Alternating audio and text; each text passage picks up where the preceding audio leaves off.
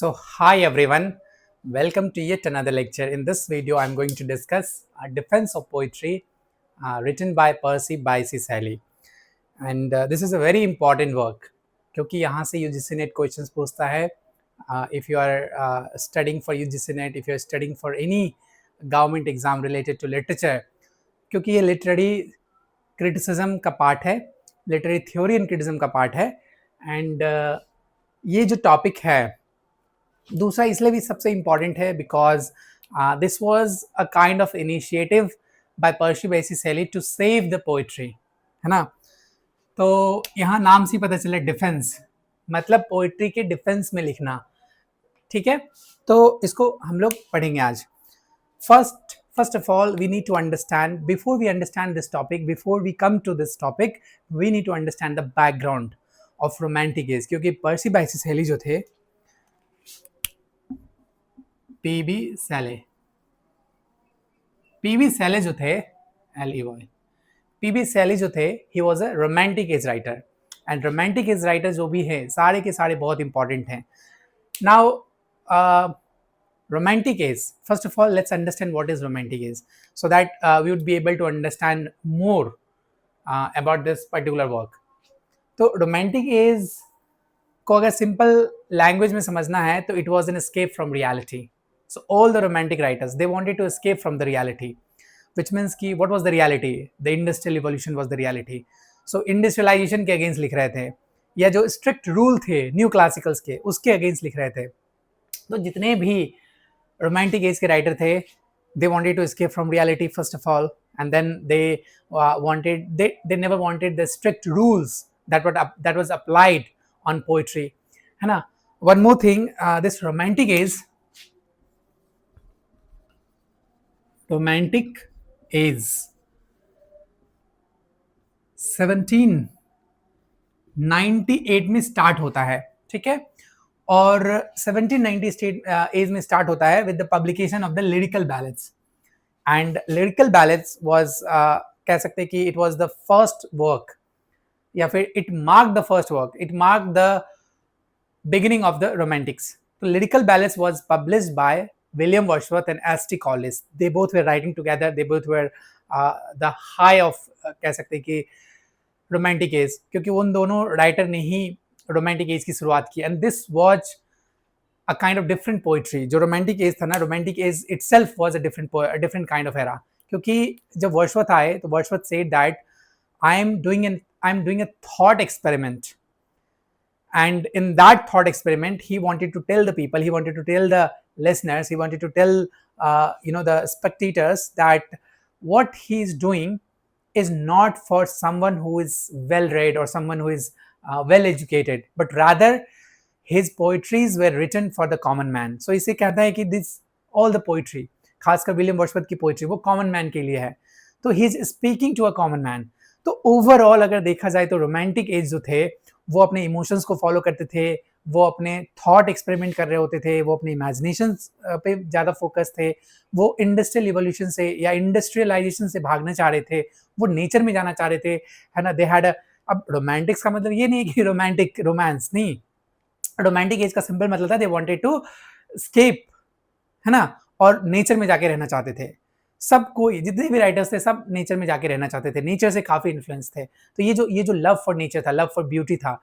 जैसे एक बहुत फेमस कोटेशन है, विलियम वर्ड्सवर्थ कहते हैं कि nature never did betray the heart that loves it या दैट लव्स हिम. तो नेचर जो है, नेचर कभी भी बिट्रे नहीं करता उसको जो नेचर से प्यार करता है, which means nature has a lot of things to do. So if you go to a mountain place, if you go to any village area, तो you will find your true purpose, you will find your truer sense, है ना.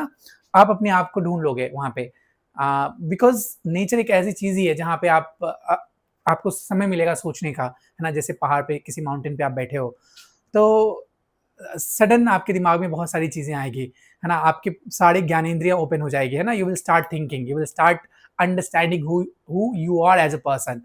ठीक है, तो romantic as. अब मैंने romantic as की characterisations को बता दिया, कैरेक्टरिस्टिक्स को बता दिया, इसके कुछ इंपॉर्टेंट राइटर्स थे, है ना. कुछ ही इंपॉर्टेंट राइटर्स मैं लिखूंगा so that we can move on to a defence of poetry. जैसे रोमांटिक एज के इंपॉर्टेंट राइटर्स थे, सबसे पहला तो हमारा विलियम वर्ड्सवर्थ है, विलियम वर्ड्सवर्थ। दूसरा एस्टी कॉलरेज, तीसरा William Blake, William black.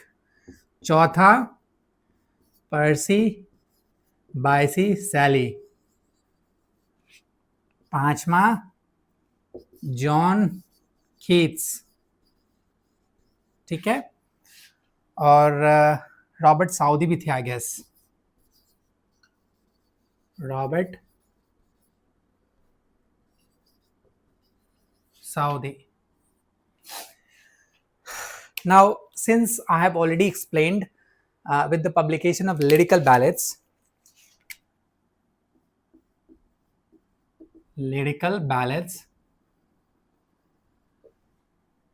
Romantic as की शुरुआत होती है एंड 2 साल के बाद, और ये लिखा जाता है विलियम वर्ड्सवर्थ और एस टी कॉलेज के साथ में, 2 साल के बाद विलियम वर्ड्सवर्थ इन 1800 इसी बुक को रिफाइन करके पब्लिश करता है and he adds preface to it. तो उसका नाम चेंज हो जाता है preface to the lyrical ballads which was published by William Wordsworth. ठीक है, यहां से क्वेश्चंस पूछ सकता है। Anyway, now since we have already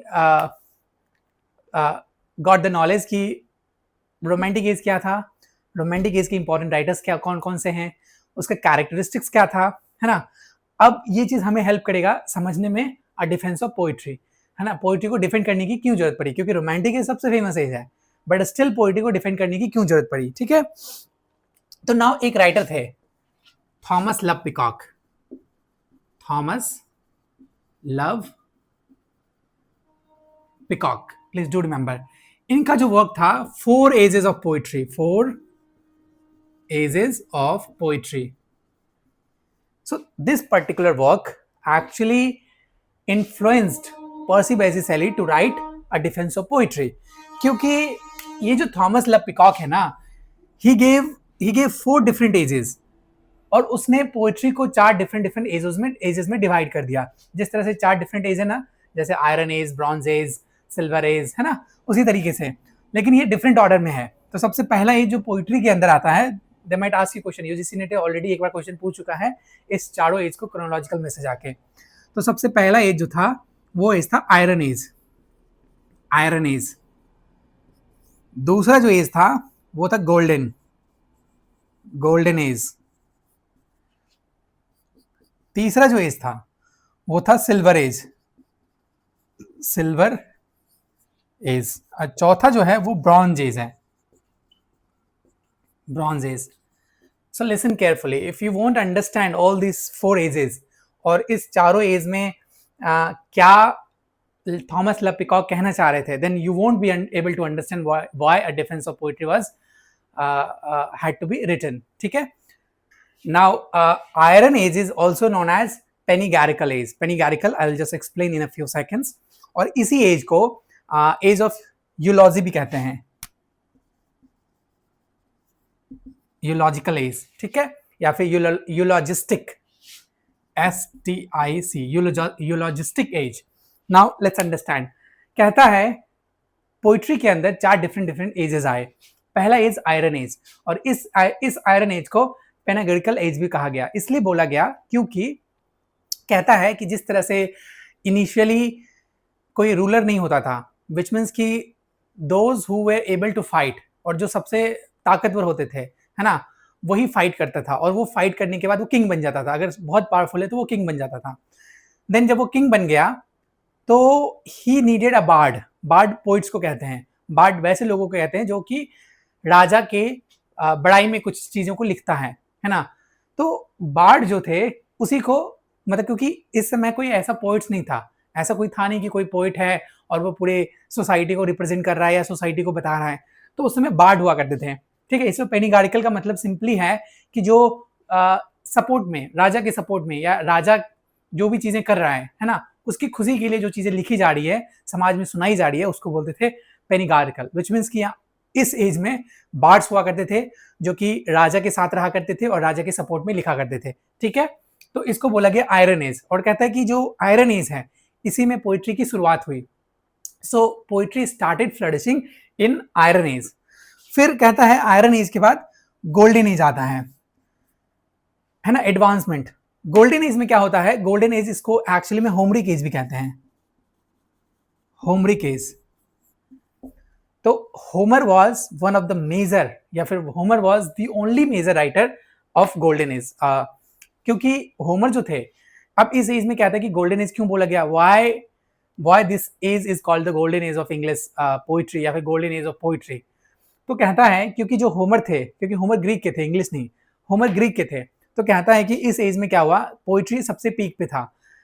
यहाँ पे कोई philosophy, if you compare it with philosophy, if you compare it with history, then poetry जो था वो सबसे मोरल था, सबसे ज्यादा कह सकते हैं इफेक्टिव था। That's why they called it the golden age of poetry. फिर कहता है कि there was a steep decline in poetry. ठीक है, तो जब डिक्लाइन होना शुरू हो गया, है ना, जब डिक्लाइन होना शुरू हो गया पोइट्री के अंदर, तो सिल्वर एज आ जाता है, और ये एज ऑफ वर्जिल है, ये एज ऑफ वर्जिल है। ठीक है, अब इस एज में क्या हो गया, जो पोइट्री है वो एक्चुअली में सटारिकल हो गया। फिर पोइट्री जो है वो, एक मिनट गिव मी सेकंड, जो पोइट्री जो है वो क्या हो गया, सटारिकल हो गया। पोइट्री जो हो गया उसके अंदर ओरिजिनलिटी आने लगी, ओरिजिनलिटी आने लगी। ठीक है, और पोइट्री जो है, क्योंकि इस समय लोग रीजन करना शुरू कर दिए थे, लोग क्वेश्चन करना शुरू कर दिए थे, लोग समझने लगे थे समाज में जो भी चीजें हो रही थी, है ना, चाहे वो कह सकते कि इनोवेटिव हो, मतलब इन्वेंशन शुरू हो गया था, कह सकते हैं कि इन्वेंशन शुरू हो गया था।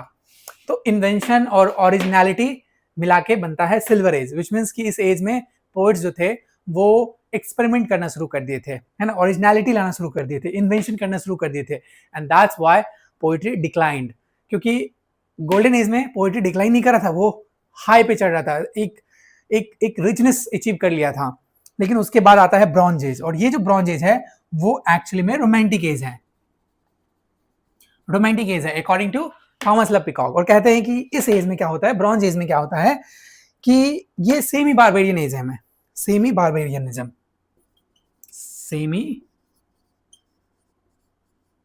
सेमी बारबेरियनिज्म। और इसमें क्या होता है कि जो पोइट्स हैं वो गोल्डन एज को कॉपी कर रहे होते हैं। जैसे मैंने बताया कि if you read romantic as writers, you will find that there's a huge influence of Greek literature। जैसे जॉन कीट्स का एक वर्क है the urn of the Grecian urn, तो वो जो ग्रीक का एक अर्न है उससे इंस्पायर्ड होके थॉमस किट्स लिख रहे थे, जॉन कीट्स लिख रहे थे। तो नेचर से इंस्पिरेशन ले रहे थे, है ना, ओरिजिनलिटी से दूर जा रहे थे ये लोग, और जो पर्सनल फीलिंग है, जिस तरह से ग्रीक लिखा करते थे, बिल्कुल उसी तरीके से इन्होंने लिखना शुरू कर दिया। देखो ओड लिखा जा रहा था, है ना, या फिर कह सकते कि होमरिक ओड, होमर से इंस्पायर्ड होकर ओड लिख रहे थे। फिर पेट्रार्कन सोनेट इंस्पायर्ड होकर पेट्रार्कन सोनेट लिख रहे थे, जैसे जॉन कीट्स हो गए या फिर पर्सी बाइसी शैली हो गए, सारे इन लोगों ने ओड और पेट्रार्कन सोनेट्स लिखे हैं, इवन विलियम वर्ड्सवर्थ सोनेट्स लिखा है। तो जितने भी राइटर्स थे वो गोल्डन एज को कॉपी कर रहे थे, इसलिए इस एज को ब्रॉन्ज एज कहा गया। बोला डिक्लाइन हो गया, there was a steep decline, है ना, गोल्डन एज के बाद there was a steep decline in poetry. अब ये चीज सुन के Thomas Love Peacock made another argument. He said that poetry is no longer contributing to the society. जिस तरह से प्लेटो ने बोला था कि poet should be banned from the ideal society, in the same way Thomas Love Peacock criticized poets. He made an argument and he said that all the poets, मतलब जो poetry है वो सोसाइटी को कुछ भी रिप्रेजेंट नहीं कर रहा। पोइट्री जो है सोसाइटी को कुछ भी नहीं दे रहा, चाहे स्टेट्समैन हो गया या पॉलिटिकल विल, कुछ भी नहीं दे रहा है, स्टेट्समैन भी नहीं बना रहा, फिलोसफर भी नहीं बना रहा। तो दैट्स व्हाई जो आज का जो मॉडर्न पोइट्री है वो क्या हो गया, वो डिक्लाइन हो गया, सेमी बार्बेरिज्म में आ गया। ठीक है, अब इसी बात से सहा नहीं गया पर्सी बाइसी शैली को, सिंस शैली वाज अ पोएट। शैली को ये चीज सहा नहीं गया क्योंकि he was a literary critic, he was a critic, he was a statesman, ये पढ़ा लिखा आदमी था, है ना, और ये पोइटिक था। तो ऑब्वियस सी बात है कि अब पोइट्री को डिफेंड करने की बात आ गई। So there has to be someone who can defend the poetry, right. तो उसी समय पर्सी बाइसी शैली आते हैं और वो कहते हैं कि no, I will be the person who will defend the poetry. तो पर्सी बाइसी शैली क्या कहते हैं, एक मिनट, पर्सी बेसी शेली कहते हैं जो पोइट्स होते हैं they are the unacknowledged legislature of the world. ठीक है, बहुत फेमस स्टेटमेंट है ये, शेली का बहुत फेमस स्टेटमेंट है. शेली कहते हैं कि पोइट्स आर, एक मिनट इसको भी मैं रब कर देता हूं. I think you have already written down.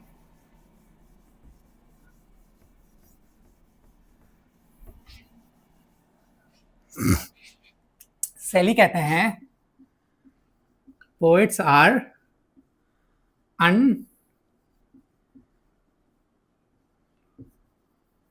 unacknowledged legislature,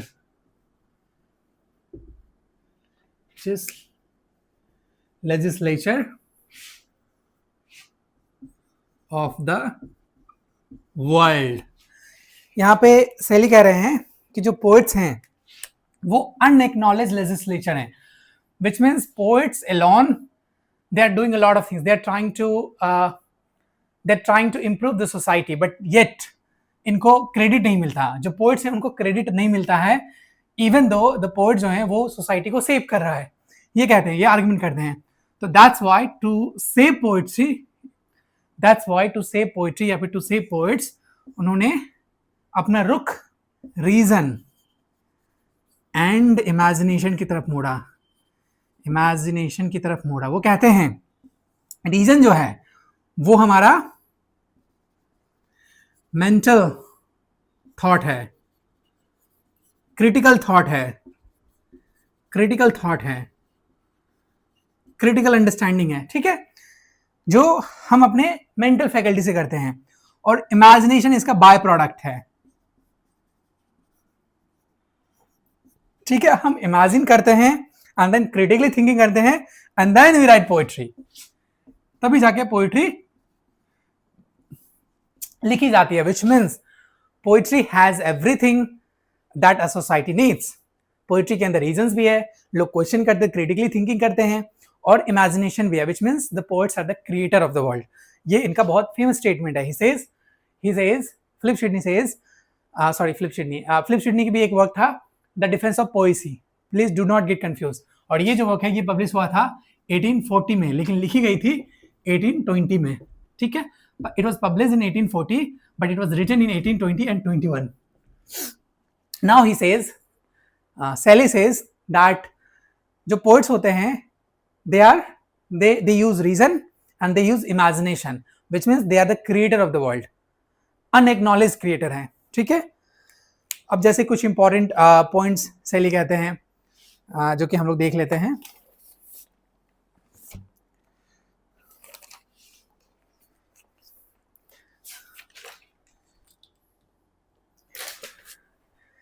जैसे शेली कहते हैं जो पोएट्स होते हैं, मतलब रीजन के थ्रू इटर्नल ट्रुथ, रीजन के थ्रू इटर्नल ट्रुथ पोइट बता रहा होता है, मतलब पोइट बता रहा होता है. और इमेजिनेशन जो है वो उसका क्रिएटिव इमेजिनेशन है, क्रिएटिव इमेजिनेशन है. ठीक है, फिर कहते हैं वो कि जो पोइट्स हैं they are not simply writing a language, they are not simply writing a language, the poets are the founder of the civil society. ठीक है, पोइट्स क्या होता है, फाउंडर होता है ऑफ सिविल सोसाइटी. ठीक है, तो इसी तरीके से ये डिफेंड कर रहे होते हैं अ डिफेंस ऑफ पोएट्री. तो आज की क्लास में वी गॉट टू नो कि अ डिफेंस ऑफ पोएट्री 1840 में पब्लिश हुई थी इसके मरने के बाद, बट लिखा गया था 1820 और 21 में, जिसमें वो डिफेंड कर रहे हैं पोएट्री को कि पोएट्री क्यों इंपॉर्टेंट है. बिकॉज जो पोएट्री था ना, it started losing its credibility. Poetry started losing its credibility and to help या to support that Percy Bysshe Shelley को इसको लिखना पड़ा. ठीक है, तो I hope this is very clear. I will see you in the next one. If you really like this video, then please do subscribe and share it with your friends, so that and also if you want me to make a video on any particular topic, then please let me know so that I can make a video on that. And see you all in the next one.